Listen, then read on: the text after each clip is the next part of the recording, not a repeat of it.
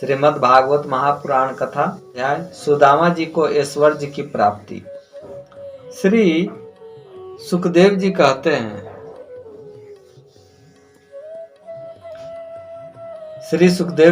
हैं, प्रिय परीक्षित, भगवान श्री कृष्ण सबके मन की बात जानते हैं। वे ब्राह्मणों के परम भक्त, उनके क्लेशों के नाशक तथा संतों के एकमात्र आश्रय हैं। वे पूर्वोक्त प्रकार से उन ब्राह्मण देवता के साथ बहुत देर तक बातचीत करते रहे। अब वे अपने प्यारे सखा उन ब्राह्मण से तनिक मुस्कुराकर विनोद करते हुए बोले। उस समय भगवान श्री कृष्ण उन ब्राह्मण देवता की ओर प्रेम भरी दृष्टि से देख रहे थे। भगवान श्री कृष्ण का, सुदामा जी, आप अपने घर से मेरे लिए क्या उपहार लाए हैं?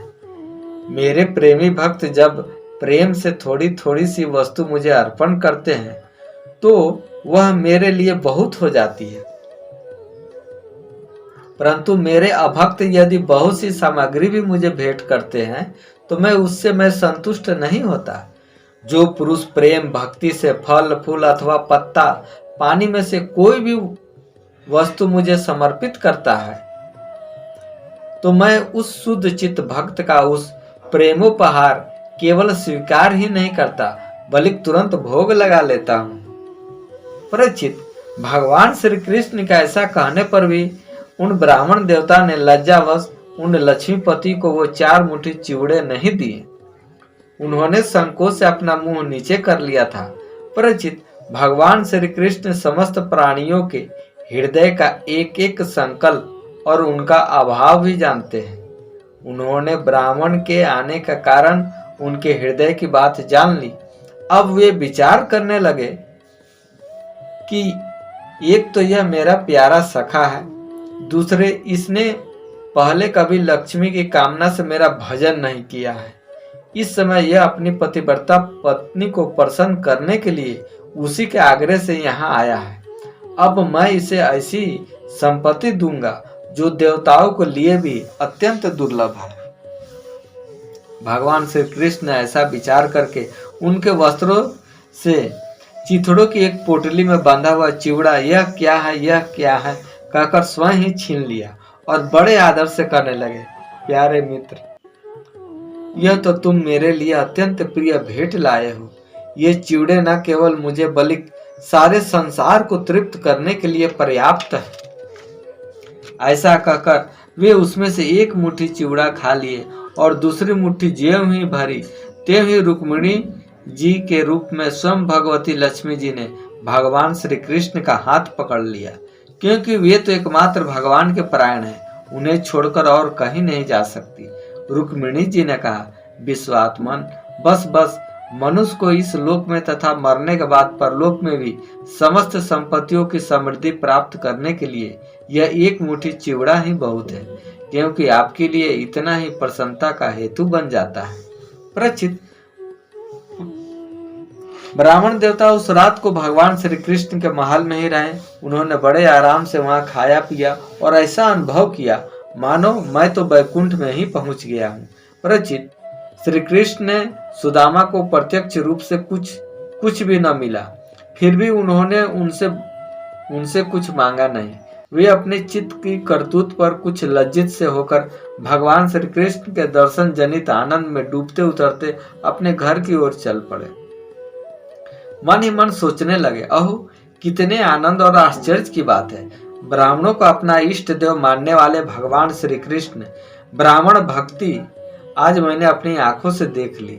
धन्य है जिनके वक्ष स्थल पर स्वयं लक्ष्मी सदा विराजमान रहती है। उन्होंने मुझे अत्यंत दरिद्र को अपने हृदय से लगा लिया।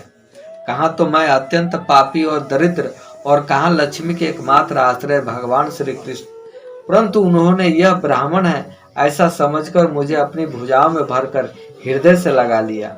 इतना ही नहीं, उन्होंने मुझे उस पलंग पर सुलाया जिस पर उनकी प्राण प्रिया रुक्मिणी जी शयन करती है, मानो मैं उनका सगा भाई हूँ।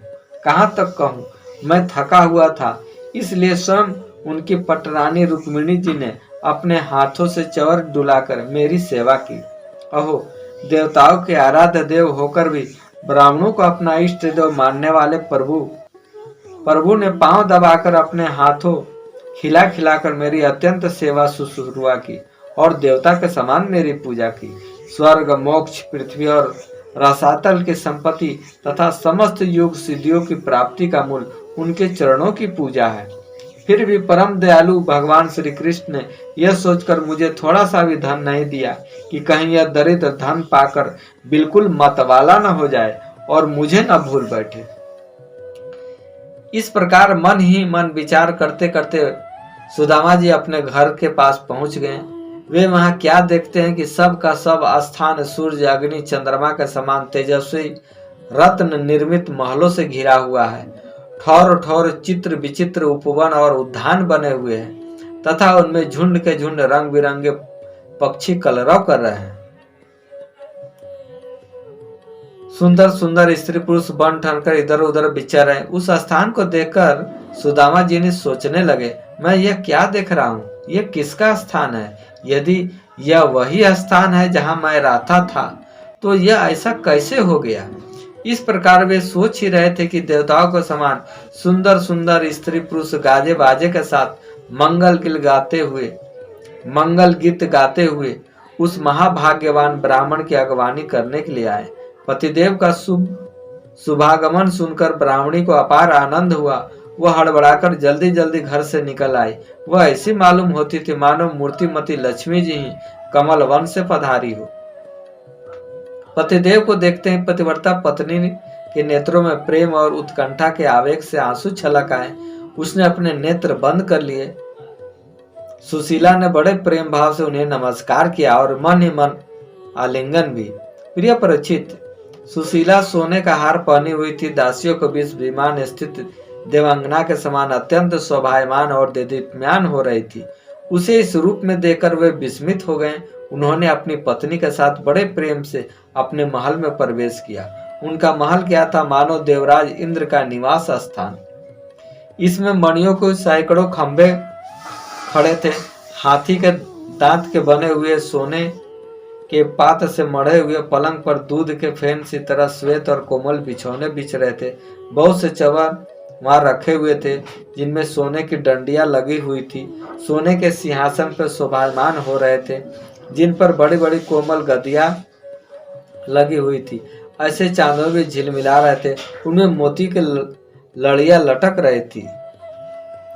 स्फटिक मणि स्वक भीतों पर पन्ने की पिचकारी की हुई थी। रत्न निर्मित स्त्री मूर्तियों के हाथों में रत्नों के दीपक जगमगा रहे थे। इस प्रकार समस्त संपत्ति की समृद्धि देखकर तथा उसका कोई प्रत्यक्ष कारण न पाकर बड़ी गंभीरता से ब्राह्मण देवता विचार करने लगे कि मेरे पास इतनी संपत्ति कहाँ से आ गई। वे मन ही मन कहने लगे, मैं जन्म से ही भाग्यहीन और दरिद्र हूँ, फिर भी मेरी इस संपत्ति का समृद्धि का कारण क्या है? अवश्य परम ऐश्वर्यशाली यदुवंश शिरोमणि भगवान श्री कृष्ण ने कृपा कटाक्ष के अतिरिक्त और कोई कारण नहीं हो सकता। यह सब कुछ उनकी करुणा की ही देन है। स्वयं भगवान श्री कृष्ण पूर्ण काम और लक्ष्मीपति होने के कारण अनंत भोग सामग्रियों से युक्त है। इसलिए वे याचक भक्त को उसके मन का भाव जानकर बहुत कुछ दे देते हैं, परंतु उसे समझते हैं बहुत थोड़ा, इसलिए सामने कुछ कहते ही नहीं। मेरे प्रिय सखा श्री कृष्ण श्याम सुंदर सचमुच उस मेघ से भी बढ़कर उदार है, जो समुद्र को भर देने की शक्ति रखने पर भी किसान के सामने न बरसकर उसके सो जाने पर रात में बरसता है और बहुत बरसने पर भी थोड़ा ही समझता है। मेरे प्यारे सखा श्री कृष्ण देते हैं बहुत, पर उसे मानते हैं बहुत थोड़ा, और उनका प्रेमी भक्त यदि उनके लिए कुछ भी कर दे तो वे उसको बहुत मान लेते हैं। देखो तो सही, मैंने उन्हें केवल एक मुट्ठी चिवड़ा भेंट किया था, पर उदार शिरोमणि श्री कृष्ण उसे कितने प्रेम से स्वीकार किया। मुझे जन्म जन्म उन्हीं का प्रेम, उन्हीं का हितैषी, उन्हीं की मित्रता और उन्हीं के सेवा प्राप्त हो। मुझे संपत्ति की आवश्यकता नहीं। सदा सर्वदा उन्हीं गुणों के एकमात्र निवास स्थान महानुभाव भगवान श्री कृष्ण के चरणों में मेरा अनुराग बढ़ता जाए और उन्हीं के प्रेमी भक्तों का सत्संग प्राप्त हो। अजन्मा भगवान श्री कृष्ण संपत्ति आदि का दोष जानते हैं। वे देखते हैं कि बड़े बड़े धनियों का धन और ऐश्वर्य के मद से पतन हो जाता है, इसलिए वे अपने अदूरदर्शी भक्त को उसके मांगते रहने पर भी तरह तरह की संपत्ति, राज, ऐश्वर्य आदि नहीं देते। यह उनकी बड़ी कृपा है।